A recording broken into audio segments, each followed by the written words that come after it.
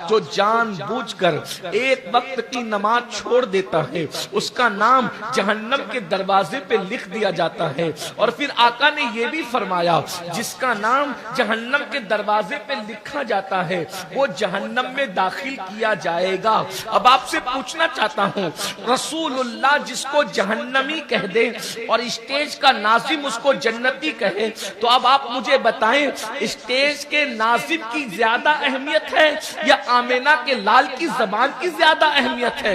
حضور فرما رہے ہیں جس نے جان بوجھ کر ایک وقت کی نماز چھوڑ دی اس کا نام جہنم کے دروازے پہ لکھ دیا گیا۔ جس کا نام جہنم کے دروازے پہ لکھ دیا گیا وہ جہنم میں داخل ہوگا۔ 5 وقت کی نماز چھوڑی، ایک دن میں 5 مرتبہ جہنم کے دروازے پہ نام لکھ دیا گیا۔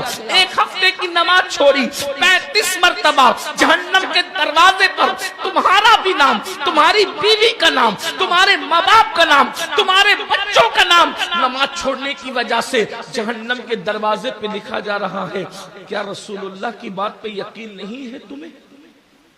اور اگر یقین ہے تو پولیس کے رجسٹر میں نام لکھا جاتا ہے تو تمہاری نیندیں اڑ جاتی ہے۔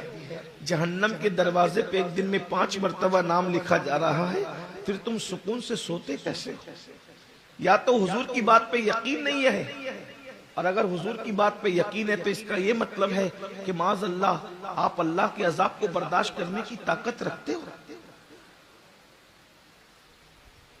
کمزوری کا عالم یہ ہے کہ محلے کے کارپوریٹر سے بھی ڈرتے ہیں۔ کمزوری کا عالم یہ ہے کہ کھیت کے بچھو سے بھی ڈرتے ہیں، اور بے باکی کا حال یہ ہے کہ اللہ سے نہیں ڈرتے، اللہ کے عذاب سے نہیں ڈرتے۔